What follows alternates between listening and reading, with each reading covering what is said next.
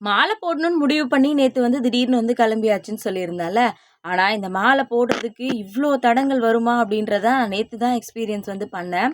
மழை வர மாரி இருந்துச்சு. மழை வரும் அப்படின்றது எனக்கு நல்லாவே வந்து தெரியும். கோவிலுக்கு போற வழியிலேயே ஃபோன் பண்ணி கேட்டிருந்தோம். இந்த மாரி மாலை போடணும். எத்தன மணிக்குள்ள கோவிலுக்கு வரலாம் அப்படின்னு சொல்லிட்டு.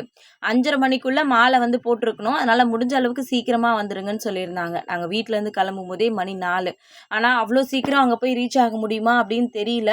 இருந்தாலும் ஏதோ ஒரு நம்பிக்கையில வந்து கிளம்பியாச்சு. போக போக இதுவரைக்கும் இல்லாத அளவுக்கு ஒரு டிராஃபிக்கு. என்னடா இது இவ்ளோ டிராஃபிக்கா இருக்கா?